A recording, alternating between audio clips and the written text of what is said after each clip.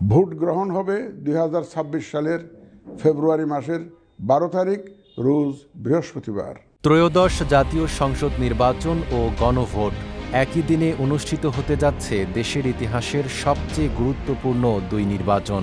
আজ সন্ধ্যা 6টায় জাতির উদ্দেশ্যে ভাষণে এই দুই নির্বাচনের তফসিল ঘোষণা করেছেন প্রধান নির্বাচন কমিশনার এএমএম নাসির উদ্দিন। এর আগে বুধবার বিকেলে বিটিভি ও বাংলাদেশ বেতার সিইসির ভাষণ রেকর্ড করে। ইসি জানায়, তফসিল ঘোষণার পরই আচরণবিধি ও নির্বাচনী আইন কার্যকর হবে। ঘোষণা অনুযায়ী জাতীয় সংসদ নির্বাচন ও গণভোট দুটি হবে আগামী 12 ফেব্রুয়ারি। ভোট চলবে সকাল 7:30 থেকে বিকেল 4:30 পর্যন্ত। জাতীয় নির্বাচনের ব্যালট হবে সাদা কালো, আর গণভোটের ব্যালটের রং গোলাপি।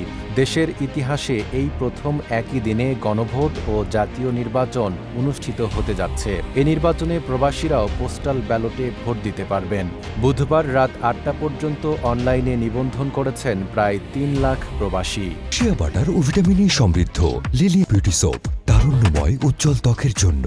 রিমার্ক 2024 সালের 5 আগস্ট ছাত্র জনতার গণ অভ্যুত্থানে আওয়ামী লীগ সরকারের পতনের পর ডক্টর মোহাম্মদ ইউনূসের নেতৃত্বে 8 আগস্ট অন্তর্বর্তী সরকার দায়িত্ব নেয়। সরকার ঘোষিত সময়সূচি অনুযায়ী ফেব্রুয়ারি মাসের প্রথমার্ধে নির্বাচন আয়োজনের ঘোষণা দেওয়া হয়। পরে একই দিনে গণভোটের সিদ্ধান্ত হয়। নাইম আরাবি, ঢাকা পোস্ট।